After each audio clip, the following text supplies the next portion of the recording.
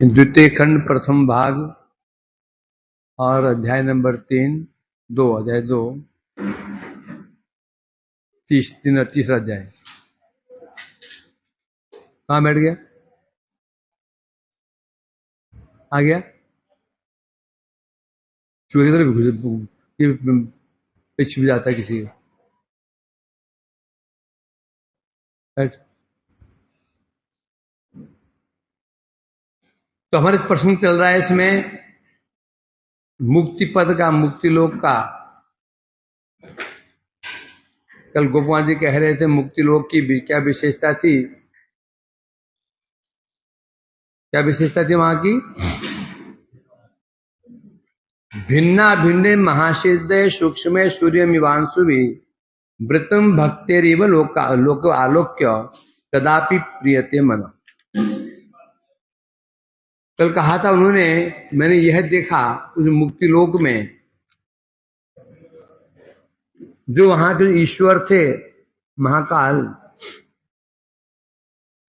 उनके जो वहां जो सिद्ध जीव हैं, शुद्ध जीव हैं, जो भिन्न भिन्न हैं, वे उनको ऐसे घेरे हुए थे जैसे भगवान भक्तों से घिरे हुए रहते हैं। अब यहां वृत्तुं भक्तेरिव आलोक्य तदापि प्रियते मन, भक्तों के समान उन्होंने भगवान को घेरे हुए से कहा था। भक्तों के समान क्यों बोला? क्यों बोला भक्तों के समान क्यों बोला? अर्थात वो भक्त है नहीं है, क्योंकि जो जीव मुक्त हुए हैं, जो वहां जो मुक्त होकर पहुंचे हैं, उन्होंने कभी भक्ति की ही नहीं। उन्हें ज्ञान का अवलंबन किया, भक्ति उन्हें की ही नहीं है, इसलिए उन्हें भक्त कह नहीं सकते हैं। परंतु क्योंकि जैसे भक्त भगवान घेरे हुए रहते हैं, उसी प्रकार से वो घेरे हुए थे, इसलिए कह रहे हैं भगवान भक्तों की भांति भगवान को घेरे हुए। एकल हो चुका था। अब आगे बढ़ते हैं हम। ये नहीं, अगला भी हो गया था 43 तक। हाँ, इसमें उन्होंने कहा था सरकार चित विचार हो गए इदम एव परम पदम पराम काष्टाम गतम चेतद अंशी परमम फलम। गोपाल जी कह रहे, फिर मैंने विभिन्न प्रकार की युक्तियों, विचारों, परमाणु के द्वारा ये स्थिर किया, निश्चित किया, इदम एव परमम पदम, अर्थात ये मुक्ति लोग है ना, यही परम पद है। और पराम काष्टाम गतम, यही प्रकाष्ठा की, यही क्या है? प्रकाष्ठा है, और यही परम फल है। मैंने ये विचार किया। यहां तो हो चुका था। अब आगे बढ़ते हैं। अगला भी हो चुका था। इसका ये स्वभाव, इसका ये अर्थ था पद स्वाभाविक आनंद तरंग शोभित बिहबले चित्ते अन्यस्व प्राप्य ज्ञानम अंतर दधाई विव। इसका अर्थ क्या बताया था? वो जो महाकालपुर है, वहां स्वाभाविक रूप पे आनंद है। वहां कैसा है? आनंद स्वाभाविक रूप में है। तो आनंद की जो लहरें हैं, तरंगे हैं, उनकी तरफ मेरा चित्त विह्वल हो गया, क्षुब्ध हो गया। और उसमें मैंने जो वहां भगवान विराजमान है, जो मूर्ति, जो वहां भगवान का स्वरूप विराजमान है, उसके अलावा मुझे कुछ अन्य की स्फूर्ति रही नहीं। कारण क्या है? आनंद की अतिशयता। आनंद जब अति बढ़ जाता है तो जिस वस्तु का हम उपभोग कर रहे होते हैं, उसके अलावा कुछ सूझता नहीं, दिखता नहीं। आनंद की ये विशेषता होती है। कौन सा आनंद? आनंद अतिशय। और इसको प्रैक्टिकली हम जगह में अनुभव करते हैं। कोई भी आनंद हो, जड़ आनंद हो, जब हम बहुत अधिक आनंद आता है तो उस समय उस वस्तु के अतिरिक्त हमें कुछ दिखता नहीं, सूझता नहीं, समझ में नहीं आता। होता है ना ऐसा? तो वहां पर क्या स्थिति है? वो स्वाभाविक आनंद है। उन आनंद के कारण मेरे चित्त विह्वल हो गया था और मुझे और कुछ जो मेरा और जो मेरी अनुभूतियां थी वो अंतर्हित हो गई। अंतर्हित नहीं भी, अंतर दधावी, वह जो मेरा ज्ञान था लुप्त तो नहीं हो गया। ये ज्ञान लुप्त हो गया फिर दोबारा प्रकट ही नहीं होगा। कैसे बता रहे हैं, क्या हुआ था बता रहे हैं, अंतर्हित की भांति हो गया था। जो उनका कौन सा ज्ञान, मेरे इष्ट मदन गोपाल जी हैं, उनका क्या सौंदर्य है, माधुर्य, जो उसमें ये ज्ञान था कुछ अंतर्धान की भांति हो गया था। अंतर्हित नहीं है बात की, क्योंकि जो वस्तु अंतर्धान हो जाती है फिर प्रकाश होने की संभावना नहीं रहती है। अर्थात वहां जो आनंद था, आनंद इतना अधिक था कि अन्य वस्तु के अनुभव को विलुप्त की भांति कर देता था। जो वस्तु हम ग्रहण करते हैं, आनंद जब बढ़ जाता है, अन्य वस्तु की अनुभूति को लुप्त कर देता है। हम समझ नहीं पाता हम कौन है, कहाँ के हैं, क्या कर रहे हैं, क्या नहीं कर रहे। बस जो ग्रहण कर रहे हैं मैं और वो, बस मैं और वो, रसगुल्ला और मैं, बस और कोई नहीं है।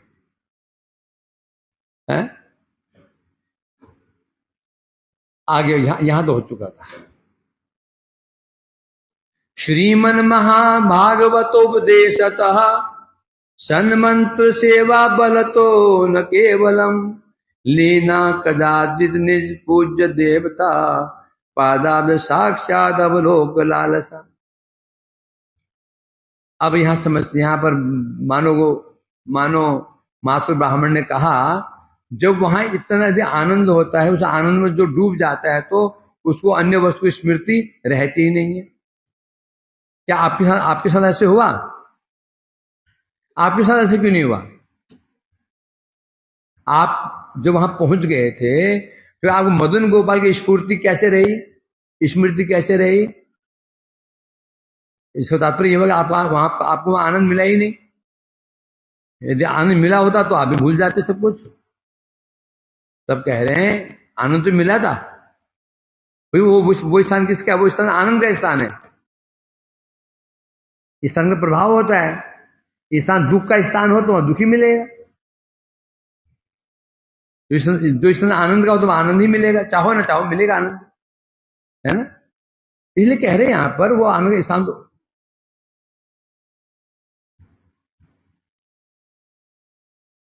वहां पे मैं देखता हूँ। जल्दी करो। हाँ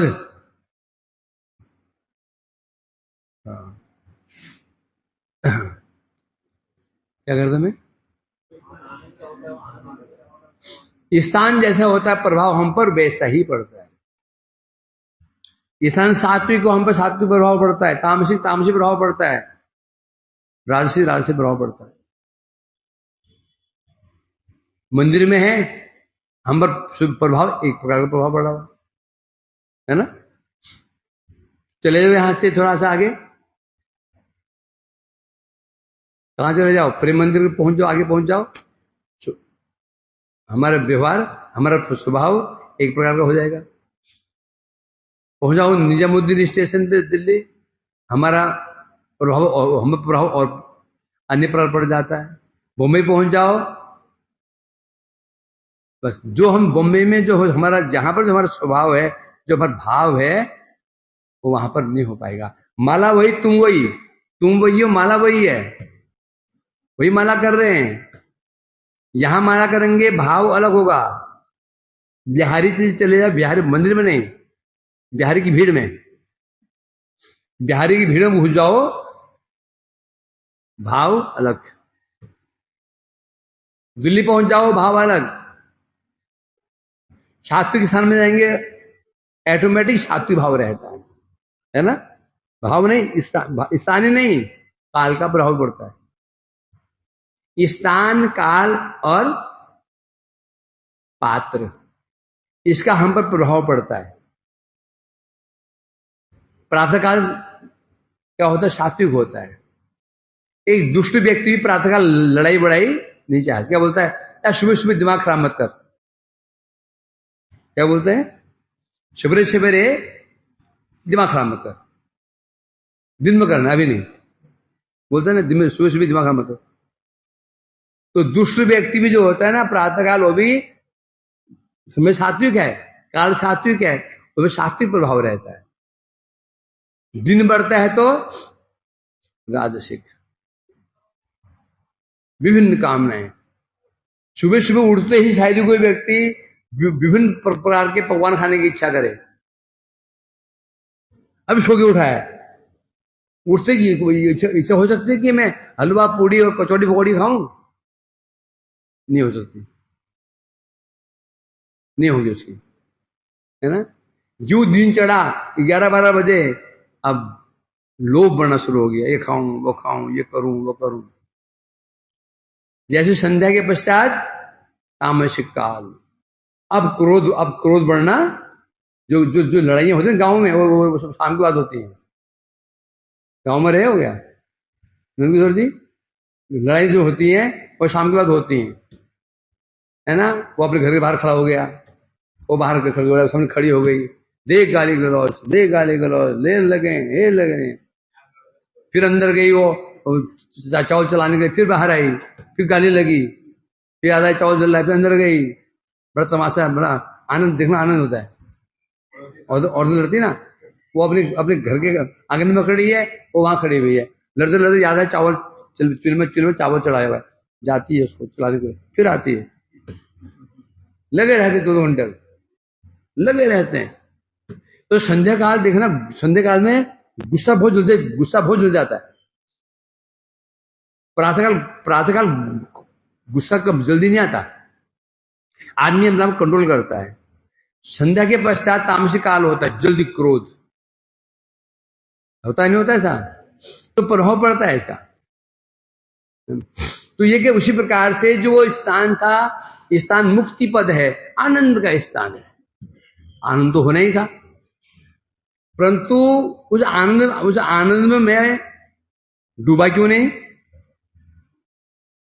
जो मेरी अनुभूति थी, मेरी अनुभूतियां थी, वो लुप्त क्यों नहीं हुई। श्रीमन महाभागवत उपदेशतः, पहला कारण था महाभागवत करने से उनके जो परम पूज्य गुरुदेव थे, उन्होंने जो उपदेश दिया था, उस उपदेश के कारण मैं उस आनंद में मैं डूबा नहीं। नंबर 2, शन मंत्र सेवा बल, तो शन मंत्र शतमंत्र जो मंत्र जप रहे थे, वो जो मंत्र कौन सा जो आप जप रहे हो, यही मंत्र था। जो मंत्र हम जप रहे हैं यही मंत्र था वो, बस हम जपते हैं कौन सा अष्टादश अक्षर 10, और वो था दशाक्षर मंत्र था, यही मंत्र था। सदमंत्र, सदमंत्र, वो मंत्र था, मंत्र का जप कर रहा था, मंत्र की सेवा कर रहा था, है? इसीलिए 2 कारण से, एक तो मेरे गुरुदेव महाभागवत थे, उनके उपदेशों से, और जो उन्होंने मुझे मंत्र दिया था, मंत्र की सेवा के बल से, ये 2 कारणों से कदाचित निज पूज्य देवता पादाब्ज साक्षात अवलोक लालसा न केवलम, ये बता रहे हैं मंत्र के बल से और महाभागवत गुरु के उपदेश के कारण मेरे परम पूज्य गुरुदेव के चरण कमलों के साक्षात दर्शन की जो मेरे पूज्य देवता है, कौन, मदन गोपाल जी। जो मेरे पूज्य मदन गोपाल जी हैं, उनके चरणों के साक्षात दर्शन, जो लालसा, दर्शन लालसा थी, वो कभी लुप्त नहीं हुई। टीका में कह रहे हैं, बैठे उधर गले में, और एक आगे बैठ, बाल्टी के बगल।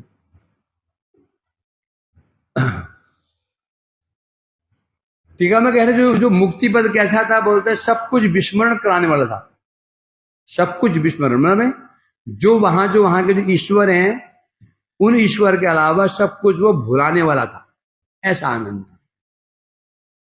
परंतु गुरुदेव के चरण कमलों की कृपा से, उनके द्वारा दिए गए मंत्र के प्रभाव से कभी भी मुझ में कुछ आनंद का प्रभाव नहीं पड़ा। आनंद तो होता था, परंतु जो मेरे इष्ट देव मदन गोपाल थे उनकी स्मृति कभी मुझसे लुप्त नहीं हुई, उनकी स्मृति बनी रहती थी। दो कारण से इसलिए बता रहे हैं, पहले की भांति परम श्रेष्ठ पद प्राप्ति के लिए जैसे पहले लोगों में क्या हुआ, जहां गोप कुमार गए कुछ दिन रहे, बाद में उससे ऊपर के जो पद है उसको प्राप्ति की लालसा हुई, उस कारण से जिस लोगों में रहते थे उनसे उनको विरक्ति हो गई। फिर आगे वाले लोगों में गए, वहां भी यही हुआ। उसी प्रकार से बता रहे हैं यहां भी ये मेरी स्थिति हुई। क्या स्थिति हुई? यहां पर भी मेरे मन में जो ऊपर का जो पद है, मदन गोपाल जी का जो दर्शन की लालसा है, वो क्या हुआ, वो उसकी इच्छा बनी रही, जिस कारण से धीरे धीरे मुक्ति पद से मेरे मन में विरक्ति आनी शुरू हो गई। कैसे हो बता रहे हैं, गुरुदेव के उपदेश और उनके द्वारा मंत्र जप के प्रभाव से मुझ में मदन गोपाल जी के दर्शन की लालसा कभी विलीन हुई नहीं। उतास्य तेजोमय पुरुषस्य चिरावलोकेन विवर्जितो अभूत निजे संदर्शन दीर्घलोभ स्मित सितिंग नीति विप्रकर्षात्। बता रहे हैं, परंतु उत अश्य तेजोमय पुरुष, उत अश्य मने जो वहां के जो ईश्वर हैं, कौन है वो? महाकाल जो ईश्वर हैं, उनका स्वरूप कैसा था? तेजोमय पुरुष। जो तेज में जो पुरुष थे, चीर अवलोकेन, चीर का तक बहुत समय तक उन्हें दर्शन करते मेरे अंदर क्या हुआ? विवर्धितो अभूत निजेष्ट संदर्शन। मैं दर्शन करता था उनकी, किनकी? जो काल पुरुष थे उनका दर्शन करता था। दर्शन करते जो मेरे इष्ट देव थे, कौन? मदन गोपाल, उनकी दर्शन की लालसा बढ़ने लग गई। दर्शन तो उनका मैं कर रहा था, चिरकाल तक बहुत समय दर्शन किया। जितना मैं दर्शन करता था वहां के जो ईश्वर थे, तो क्या होता था? लालसा कहां बढ़ती थी? जो मेरे इष्ट देव थे उनकी दर्शन लालसा बढ़ जाती थी। स्मृते सितिंग नीति प्रकर्षात्, मानो बलपूर्वक में मदन गोपाल जी मेरी स्मृति पथ में बलपूर्वक मेरी स्मृति मार्ग में, मेरे हृदय में स्मरण में आने लगे। मदन गोपाल जी जबरदस्ती मानो आने लग गए। टीका में कह रहे हैं, यदि आपत्ति करे तो ब्रह्मलोक से मुक्ति पद की महिमा अधिक क्यों है? ब्रह्मलोक कहने से कौन से लोग है? सत्य लोक, ब्रह्मा जी का लोक। मुक्ति पद भी ब्रह्मलोक ही है ना? तो जो ब्रह्मा जी का लोक था, वहां से जो मुक्ति लोक की विशेषता क्या है, इसकी आकांक्षा से उत्तर में कह रहे हैं इस यह श्लोक, अर्थात उस मुक्ति पद के जो देवता थे, ईश्वर थे, जो तेजोमय थे, बहुत काल तक उनका अवलोकन करके मेरे अंदर मेरे इष्ट देव मदन गोपाल के दर्शन की लालसा उत्कंठा और बढ़ गई।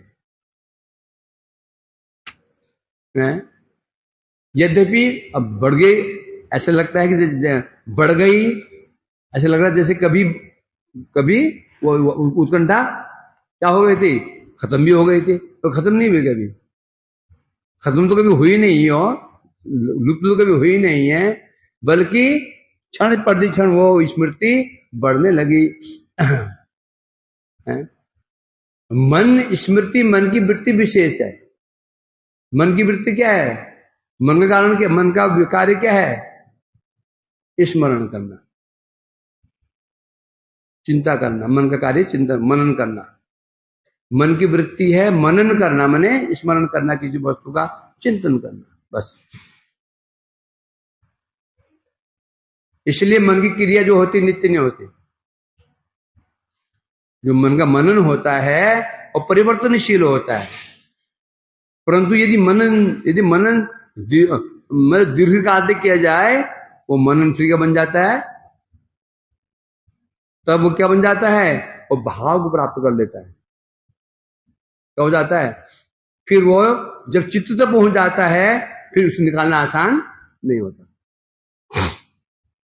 उदाहरण स्वरूप यदि हम बाजार में गए, आपने कोई वस्तु देखी, थोड़ी याद आई, आगे बढ़े, तुम्हें कोई और वस्तु दिख गई, मन वहां चला गया, भूल गए, खत्म। तुमने वस्तु देख ली, वापस उसी का स्मरण करते करते आए जा रहे हो। ध्यायतो विषयान पुंसा, बार बार जो तुम देख करके आए हो, स्मरण करो, ऐसा था, ऐसा था, ऐसा था, ऐसा था। मठ में आए, फिर आपस में चर्चा भी वही करने लग गए, माला कर रहे हैं, वही स्मरण करते करते करते करते क्या होगा, क्या होगा, उस वस्तु प्राप्त करने की उसके प्रति आसक्ति हो जाएगी। आसक्ति हो जाएगी तो प्राप्त करने की इच्छा हो जाएगी। प्राप्त करने की इच्छा होगी तो फिर जब कोई यदि कोई बाधा पहुंचाएगा तो फिर उससे क्रोध हो जाएगा। क्रोध से हम उसको दो चार लगा देंगे, चपेटा। कमजोर हुआ तो, तगड़ा हुआ तो पीछे उसकी निंदा करेंगे, और प्रणश्यति, और क्या हो जाएगा, प्रणश्यति, समाप्त, मृत्यु हो जाएगी, समाप्त हो जाएगा। तो मन की वृत्ति है स्मरण करना। इसलिए कह रहे हैं यहां पर, उस स्मृति के किसी एक श्रेष्ठ पद पर आकर्षित होने की बात है। अब मन की वृत्ति स्मृति स्मरण करना, हम स्मरण किसे करते हैं, किसे स्मरण करते हैं, कोई श्रेष्ठ वस्तु। हम कभी स्मरण निकृष्ट वस्तु का नहीं करते हैं। करते हैं क्या है? नहीं करते हैं। स्मरण जो हम करते हैं हमेशा उन्नत वस्तु का करते हैं। वो उन्नत वस्तु अपने अपने अधिकार के अनुसार है, अपने अधिकार के अनुसार वो तो उन्नत वस्तु। वैष्णव है तो उन्नत वस्तु का स्मरण करेगा, तामसिक है तो बस बीड़ी पी रहा है और सिगरेट का स्मरण करेगा, सिगरेट पी रहा है तो शराब का स्मरण करेगा, शराब पी रहा है नॉन वेज का स्मरण करेगा, उन्नत वस्तु का। हर चीज वैसे ही है। जेब कतरा है तो वो स्मरण करेगा लूटपाट का, लूटपाट का तो स्मरण करेगा डकैती का, डकैती करेगा मर्डर का, वो करेगा फिरौती वाला। ऐसे होते हर विषय में, ऐसा है कि नहीं है? कोई भी व्यक्ति अपने नीचे वाले का स्मरण नहीं करता कभी। स्मरण किसे करते हैं? उसी प्रकार से भक्ति मार्ग में ही होता है। तो मन का कार्य भी स्मरण करना है, और स्मरण किसे करता है? वो श्रेष्ठ वस्तु का। इसलिए बता रहे हैं यहां पर। हाँ, तो इसलिए बता रहे हैं, तो मेरे जो मन की वृत्ति कहाँ थी? मदन गोपाल जी में थी। सर्वदा मेरा मन मदन गोपाल जी में ही उनका स्मरण करता रहता था। अब शब्द इव, स्मृते स्थितिं नित इव। इव का अर्थ होता है भांति, अर्थात कभी मेरे हृदय से मदन गोपाल की स्मृति दूर हुई ही नहीं थी, कभी दूर नहीं हुई थी। इव स्मरण की भांति, स्मरण तो पहले था ही था, हमें था, बल्कि और अब स्मृति और भी बढ़ रही थी। अब तेन तम प्रकटम पश्यन अभिप्रियेन पूर्ववत् सिदाम्यथ लयम स्वस्य संगमानम स्वयं भवम। बता रहे हैं, तेन तम प्रकटम पश्यन अपि, जो मुक्ति पद के जो देवता थे, ईश्वर थे, प्रकटम पश्यन, जब मैं उनको साकार रूप में दर्शन करता था, पहले गए ना, कभी क्या बोलते, क्या कहता था, कभी मुझे ऐसे लगता था वो क्या है, ज्योति स्वरूप है, निराकार है। अगले क्षण क्या देखता था? आकारवान है। तम प्रकटम पश्चन, वहां के जो भगवान है, ईश्वर हैं, उनको साक्षात रूप में दर्शन करने पर भी न प्रिय पूर्ववत, अब मुझे उनको देख करके पहले की भांति आनंद नहीं होता था। पहले उनको देखे वो आनंद होता था, अब नहीं होता। अब क्यों नहीं होता था? क्यों? मदन गोपाल जी का स्मरण पड़ने लगे। जब पहले में जब मैंने प्रवेश किया था, उनका दर्शन किया था, उसमें दर्शन करते में बहुत आनंद हुआ था मेरे को। उनका दर्शन करते करते करते करते मेरा स्मरण कहाँ होने लग गया? मदन गोपाल पर। जब मदन गोपाल में स्मरण होने लग गया, अब उनका दर्शन करके अब मुझे आनंद होना कम हो गया। होता था, कम होता था है। बल्कि शिदामी, बल्कि मैं भयभीत रहता था। शिद मैंने डरना, मैं हमेशा वहां डर डर के रहता था, कहीं ऐसा ना हो। मैं शंकित रहता था, कहीं मैं ही जो परमेश्वर में लीन न हो जाऊं। वहां स्वभाव क्या था? मुक्ति लोग है वो, जो पुरुष, वहां के पुरुष से उसमें जीव लीन हो जाते हैं। मैं हमेशा मतलब मैं डर डर के रहता था कि मैं ही इस पुरुष में लीन ना हो जाऊं। है टीका में कह रहे हैं, मानो ब्राह्मण ने पूछा, आपको आपके इष्ट देव के दर्शन की उत्कंठा कैसे बढ़ी? तब बता रहे हैं, उस मुक्ति पद के जो अधिष्ठाता परमेश्वर जो थे, जब मैं उनको साकार रूप में दर्शन करता था वहां के भगवान के, और मेरी स्फूर्ति होती थी मदन गोपाल जी की। बल्कि अब मुझे चिंता लग गई, कहीं मैं तेजमय पुरुष में लीन हो गया तो क्या होगा? सर्वनाश हो जाएगा। क्योंकि वो मुक्ति पद का स्वभाव था। क्या स्वभाव था? जो भी वहां जीव रहेंगे, वो जो मुक्ति, वहां के जो ईश्वर हैं, उसमें लीन हो जाएंगे। अब मैं भी उनके निकट में ही था।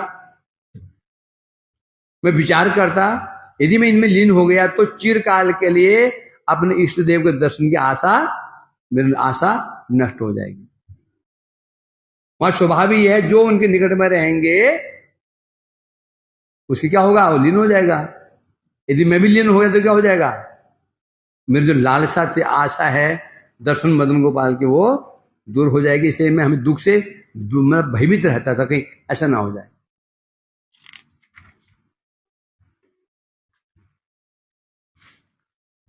ब्रजभूमा विहागत साधे हम स्ववांचितम विमृशन एवं श्रोषम गीतवाद्याद्भुतम ध्वनि।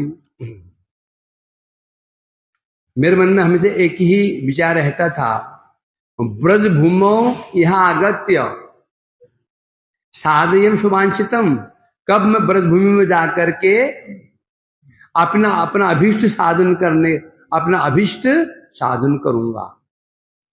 फिर मन में हमें ये लालसा रहती थी कि अब ब्रज भूमि में जाऊं और जाकर के मेरा जो इष्ट है मदन गोपाल जी हैं, उनको प्राप्त करने के लिए मैं अपना अभिष्ट साधन करूं। मन में मेरा विचार रहता था हमेशा। विचार करते करते विमृश, ऐसे विचार करते करते एवं अश्रोषम गीत वाद्यात्मक ध्वनिम। एक दिन क्या हुआ, विचार करते करते करते करते मैंने कुछ अद्भुत ध्वनि सुनी। क्या ध्वनि? गीत और वाद्य। कहीं गीत गाए जा रहे हैं, वाद्य बज रहे हैं। आगे नहीं बढ़ सकता।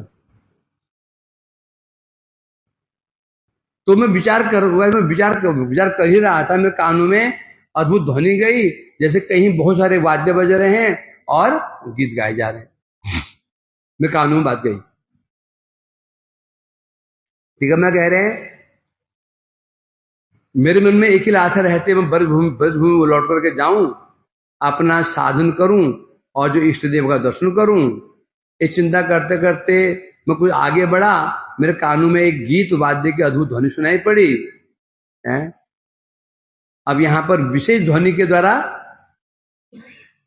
यहां क्या बता रहे हैं, अर्थात मुक्ति पद के अधिष्ठाता जो महापुरुष हैं उनके साथ शिव के संगम की सूचना हो रही थी। उन्हें पता नहीं, परंतु ये उन्हें लग रहा है कि जो यहाँ के जो महापुरुष हैं, भगवान हैं, उनके साथ कोई व्यक्ति मिला है, कोई व्यक्ति उनके साथ आकर मिला, उनसे कोई व्यक्ति मिला है। और जो मिला है वो सामान्य नहीं है, गीत वाद्य हो रहे हैं। उन्हें इसे कल्पना किया, मैं विचार किया कोई तो है।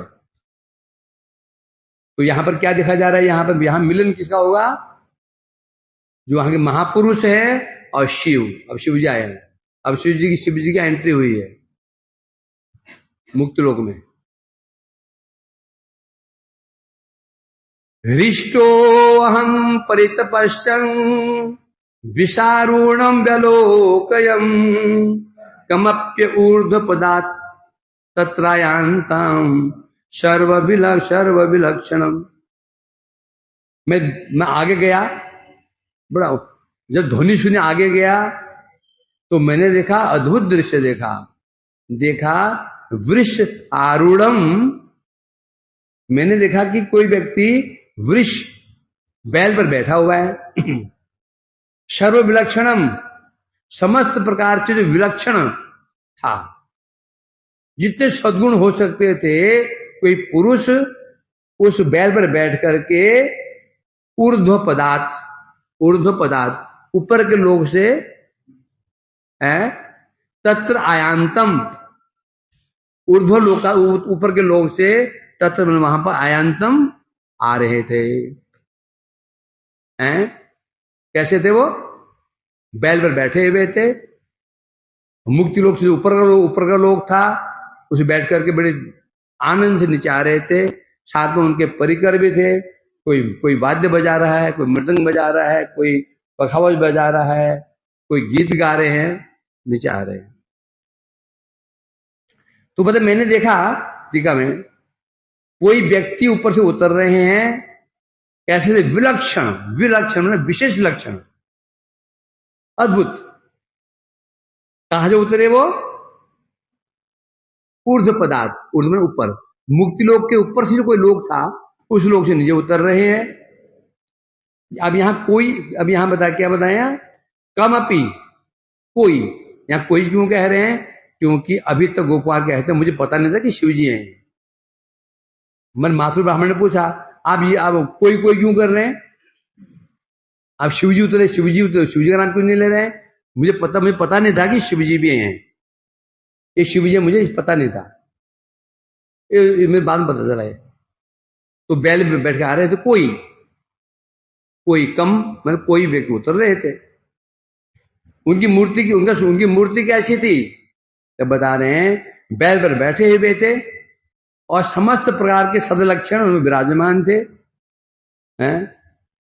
इससे पहले मैं भगवान की जिन समस्त मूर्तियों का दर्शन किया, जितने मैंने दर्शन किया, भगवान को दर्शन किया, वो सब लक्षण इनमें विद्यमान थे। स्वरूप कैसा था, कर्पूर गौरम तिदसम दिगंबरम चंद्रार्ध मौलिम ललितम त्रिशूलिनम गंगा जलामलान जटावलिधरम भस्मांगरागम रुचिरास्ति मालिनम। क्या स्वरूप था, कर्पूर गौरम। उनका शरीर गौर वर्ण का था।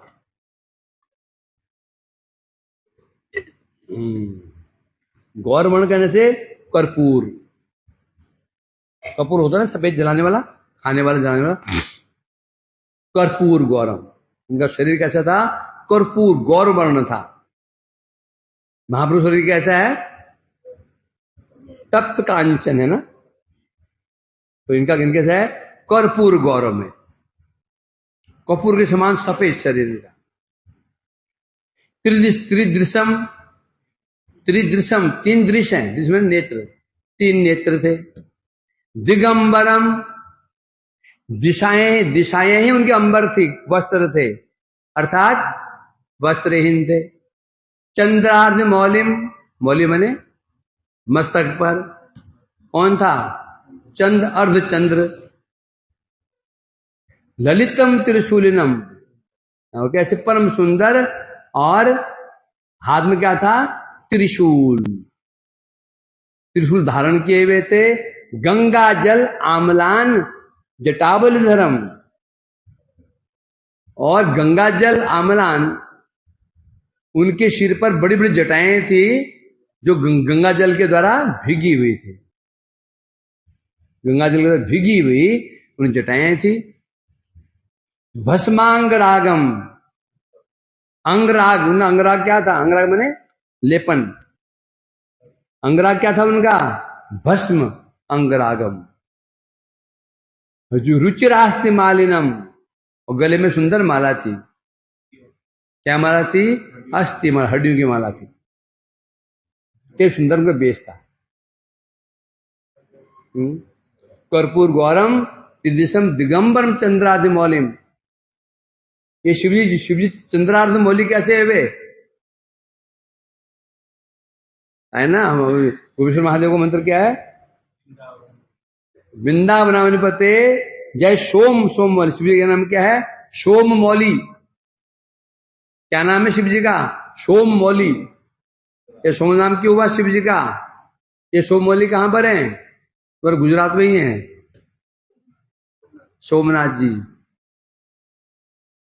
जो भगवान के जो 12 लिंग है ना, उनमें सोमनाथ है। हर लिंग की एक कहानी है। एक श्रीला आया था देवदेव महादेव, उसमें हर एक जो लिंग का एक एक कहानी है। बड़ा अच्छा अच्छा। तो उसमें था, तो इनका नाम चंद्रमौली क्यों पड़ा? सोम, चंद्र का नाम क्या है? सोम, है ना।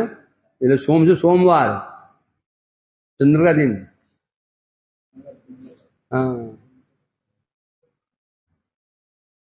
सूर्य से रविवार।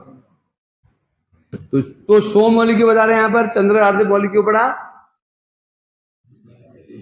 बताओ, ये इतिहास तो पता होना चाहिए। दक्ष प्रजापति ने चंद्र को अभिशाप दिया था, है ना।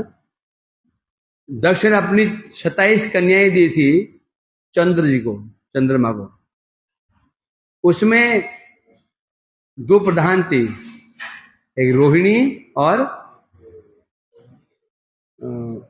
नहीं, रेवती, है ना। तो रोहिणी से वो चंद्र प्रेम कम करता था। उनके एक पुत्र से प्रेम कम करता था। उसे पूछता नहीं था, उसे पूछता नहीं था। तो एक बार उसने पिताजी से कहा, पिताजी देखो आपके जो दामाद हैं ये पक्ष बात करते हैं और मेरी ओर देखते ही नहीं है। तो समझाया उसको, भाई ऐसा मत क्या करो, पत्नी है तुम्हारी तो समान व्यवहार करो, परंतु फिर वैसे ही। तब उसने अभिशाप दिया, जाओ तुम क्षय हो जाओ। पत्नी को सम्मान देता नहीं है तो क्षय हो जा। तो उसमें कौन? चंद्र क्षय रोग, उनको क्षय रोग हो गया। उसमें फिर हाहाकार मच गया।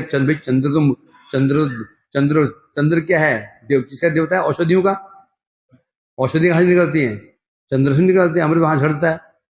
चंद्र यदि क्षय हो गया तो फिर तो क्या होगा? फिर सर्वनाश हो जाएगा। सब देवता बड़े भयभीत हो गए। सब ने भी शिव जी की शरण ग्रहण की। तो शिव जी ने कहा, देखो दक्ष एक अधिकारी है, भगवान का अधिकारी देवता है वो। मैं यदि उसके अभिशाप को यदि नष्ट कर दूं तो उसका अपमान होगा। ये मैं नहीं कर सकता मैं, परंतु ये कर सकता हूं, उस अभिशाप को मैं कम कर सकता हूं। हे चंद्र, तुम क्षय तो हो गए, पर 15 दिन क्षय हो गए, फिर 15 दिन अपने स्वरूप में आ जाओगे। 15 दिन तुम क्षय रहोगे और फिर 15 दिन बाद अपने स्वरूप में आ जाओगे। कैसे? तब उन्होंने चंद्र जी को अपने मस्तक पर धारण किया था। अर्धचंद्र, अर्ध मैंने आधा चंद्र, मीन आधा धारण कर लिया। मतलब आधा आधा क्षय हुआ, आधा क्षय नहीं हुआ। तब से शुरू हो गया ये कृष्ण पक्ष और शुक्ल पक्ष। 15 पक्ष शिव चंद्र घटता है, फिर शुक्ल पक्ष बढ़ता है, घटता है, बढ़ता है, घटता है। नाम पड़ गया चंद्रमौली भगवान शिव जी की जय हो। कहां पर है ये? सोमनाथ जी का मंदिर, सोमनाथ चंद्र के नाथ। जहां जहां की जो शिव जी की मूर्ति थी वो हवा में झूलती थी, हवा में। और मूर्ति स्वर्ण मूर्ति थी ना, वो जमीन में नहीं थी, वो मूर्ति हवा में रहती, हवा में लटके रहती थी, हवा में। सुनते हैं ऐसा। फिर एक आए आक्रांत आया, कौन? महमूद गजनबी, लूट पाट के लेकर चला गया उसको, सत्यवाग्रह हो गया। भारत को सर्वनाश कर देंगे, लूट लाट के सब लूट के लेके चले गए। भारत क्या, सोने की चिड़िया कहते हैं इसको।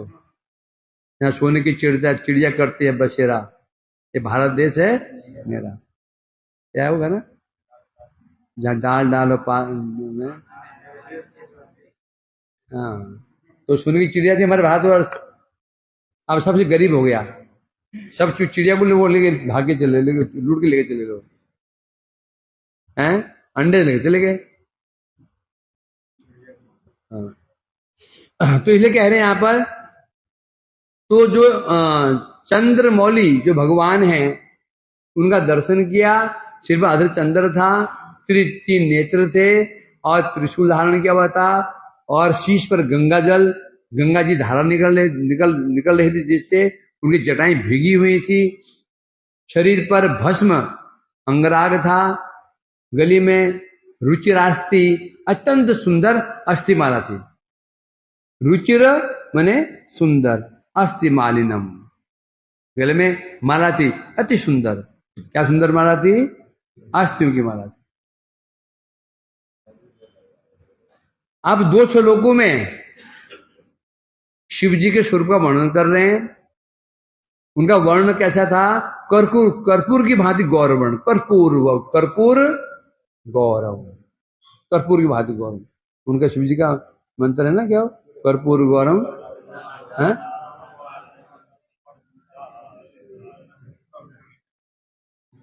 आप बोल दो, चलो बोलो, बोलना।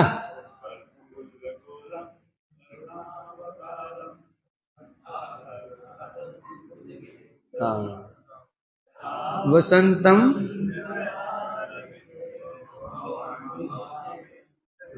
उसमें जो महादेव में पहले वही चलता था, कर्पूर गौरव। तो यहां बता रहे हैं, तो उनकी महिमा बता रहे हैं। कर्पूर गौरम, कर्पूर के बाद शरीर उनका शरीर था, वर्ण था, शरीर पर भस्म का लेप था। कहां चला गए? हाथ में त्रिशूल था, त्रिशूल। मस्तक पर जटावलियां थी, जटाएं थी, जो गंगा जल से धुल रही थी, क्योंकि गंगा जल धार निकल रही थी और जटाएं उनकी भीग रही थी। हैं? और मस्तक के जटाजूट के आश्रय करके गंगा जी निकल रहे थे। नाम बढ़ गया गंगाधरम। शिव का नाम क्या है? गंगाधर। गंगा जी को जो धारण करते हैं। शरीर भस्म का लेप था, और गले में अस्थियां क्या थी? वो जिन वैष्णव चूड़ामणियों ने शरीर पर त्याग कर दिया, उनकी अस्थियों को माला बना के धारण करते थे शिव जी। बड़े बड़े वैष्णव लोग जो शरीर छोड़ देते थे, उनकी अस्थियों को माला बनाकर गले में पहनते थे शिव जी। यानी कि सामान्य भूत की माला पहनने की अस्थियों की नहीं, जो परम वैष्णव होते थे उनकी राख को ही शरीर पर लगाते। और जो उनकी अस्थियां होती थी वैष्णवों की, उनको ही सुंदर माला बनाकर धारण किया करते थे। तो इससे क्या शिक्षा दे रहे हैं? वैष्णव की पवित्रता। वैष्णव सेवन कैसे किया जाता है? जीते जी उनकी सेवा तो की जाती है। जो शरीर छोड़ देते हैं तो भी उनकी जो अस्थियां अपवित्र नहीं होती, वैष्णव की अस्थियां अपवित्र नहीं होती, उनकी राख अपवित्र नहीं होती। अभी मतलब ये नहीं कि तुम जाकर के घर में ले आओ अस्थियां। यदि परम परम वैष्णव है तब तो अस्थि घर में अस्थि ला करके उन्हें पूजा कर सकते, कोई दोष नहीं। परम परम वैष्णव है, सिद्ध महापुरुष हैं, उनके अस्थि घर में लाओ, पूजा करो, पुष्प समाधि करो। यदि वो सिद्ध नहीं हुआ, ले आए पूरी, फिर रात को पूरी फौज लेके आएगा फिर वो। भूत प्रेत पिशाच डाकिनी हाकिनी सब आ जाएंगे, है ना। कई प्रश्न किया, परम परम वैष्णव की दाह संस्कार करके स्नान क्या व्यक्ति अपवित्र हो जाता है क्या? है, होता भी नहीं होता। यदि वास्तव में मुक्त महापुरुष हैं तब तो अपवित्र होने का मतलब ही नहीं होता। यदि नहीं है तो हमारे जैसे हो तो वे जो पूरे भूती हैं वे तो अपवित्र होगा। और दूसरी बात क्या है, जहां हम उनको जला रहे हैं ना शमशान में, वहां पर अनेक दुष्ट व्यक्ति भी जले हुए हैं। वहां उनकी भी राख पड़ी हुई है, ठीक है ना। उनकी राख पर चढ़ कर तो हम उनको सजाते हैं। हम जो वैष्णव जलाते हैं वहां राख किसकी होती है? दुष्टों की है। यदि नहाए बिना घर में आओगे तो वो भूत घर में घुस जाएंगे। शमशान से आओ, नहा धोकर पवित्र होकर घर में घुसना चाहिए। इस प्रकार वो शिव जी की महिमा थी। गौरिया निजांकाश्रितया अनुरंजितम दिव्याज दिव्य कलितम परिचदय आत्मानुरूपय परिवार संचय संशय मानम रुचरा किति। गौरी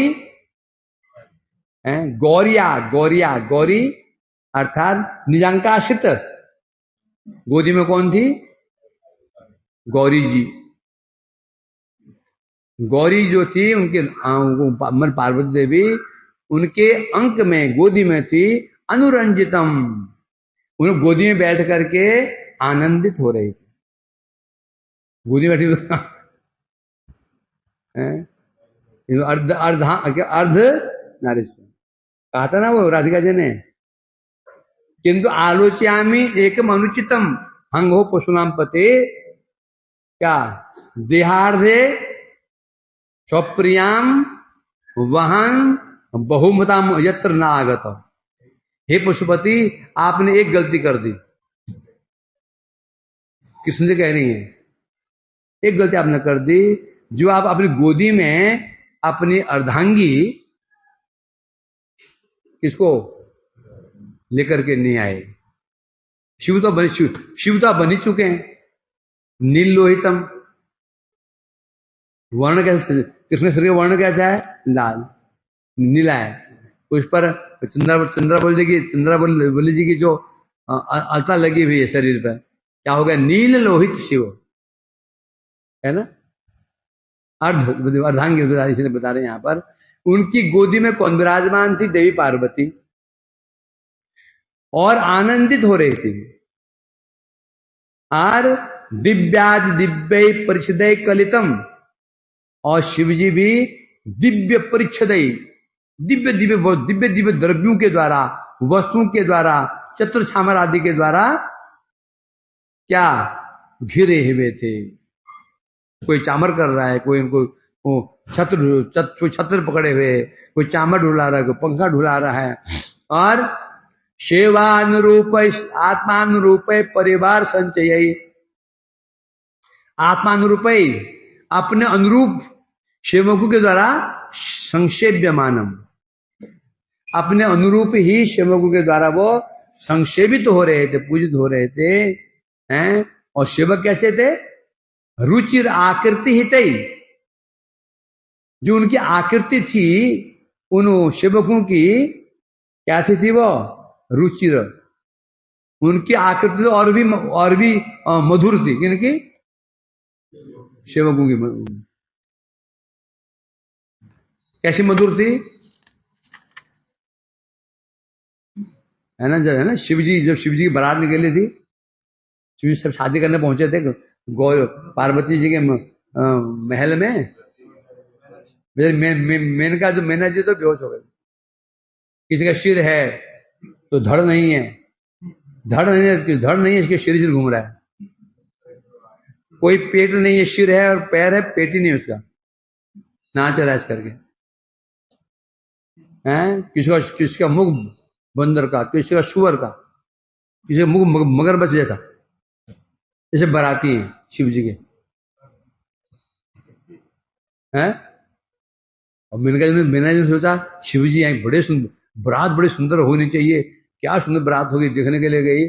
गाँव जो है, गाँव बरात आती है तो बरात रास्ते में ही औरतें पहुंच जाती है।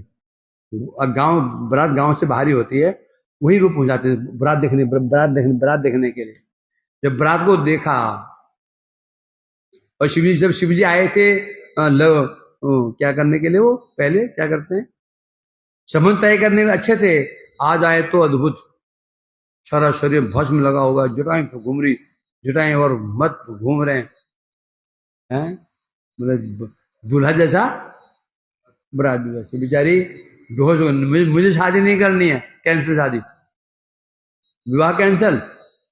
मैं अपनी फूल समान कुमारी कन्या अपनी पुत्री को ऐसे उघड़ को नहीं दे सकती। होगा, उन्होंने एक बार तो मना ही कर दिया था। शिव की बारात तो यहाँ निकलती ना कभी, ये शिव की बारात निकलती यहाँ से, निकालते हैं लोग, निकालते हैं कभी यहाँ शिवरात्रि को, देखना। अब यहां कह रहे हैं गौरांगी। अब यहाँ उन्होंने गौरिया क्यों बोला? वो मतलब वो नहीं जानते ही पार्वती है। शिव कौन पार्वती कौन उन्हें पता नहीं, क्योंकि महादेव गोदी में बैठी हुई थी। गौरांगी क्यों बोला? क्योंकि उनका जो वर्ण था गोरा था, पार्वती गोरी है, ये बोलता गोरी है। उन गोदी में कोई गोरी बैठी थी, गोरी ए गोरी बोलते ना विदेशी। यहाँ लोग क्या बोलते हैं, गोरे लोग। भारतीय क्या बोलते हैं विदेशी को? ये गोरे, ये गोरे है ना, लड़कियों गोरी।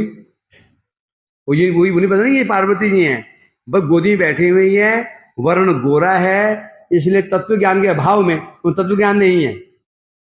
ये पार्वती जी हैं, शिव की पत्नी है, पता नहीं है, गोरी है। और उनके वर्ण को देखकर गोपकुमार ने निर्देश कर दिया, गोदी में गोरी बैठी हुई थी हैं। और शिव जी भी दिव्य शरीर था, शरीर छत्र चामर आदि तरह मंडित थे। कोई छत्र धारण किया हुआ था, कोई चामर ढुला रहा था, आदि आदि। और उनके जो अनुचर कैसे थे, उनकी आकृति भी बड़ी विचित्र थी। अंग संचालन, एक तो आकृति बड़ी विचित्र थी, उनकी अंग चालन हाव भाव भी विचित्र थे। जैसे गणेश जी का बड़ा मोटा पेट, एक पेट में आगे मतलब रखा पेट, लंबोदरम, बड़ा मोटा पेट था हैं। और सिर कैसा था, हाथी का माथा, सिर हाथी का, पेट मोटा। ये तो एक का। फिर और भी जो उनके और भी जो कई सारे यहाँ दिया नहीं कि तुम लोग डर जाओगे, बच्चे हो ना, डर जाओगे ऐसे, रात को नींद नहीं आएगी। फिर तो होगी सामने को आंख खुली, सामने को आंख खुली देखिए, क्या देखोगे सामने सिर घूम रहा है। जानते हैं ग्रंथकारी बच्चे हैं ना, डर जाएंगे। कृष्ण भक्त है ना, कृष्ण भक्त कैसे होते हैं, बड़े कोमल कोमल होते हैं। राम भक्त और कठोर, नारायण भक्त और कठोर, नरसिंह भक्त और कठोर, कृष्ण भक्त बड़े नरम। वांछा कल्पतरुभ्यश्च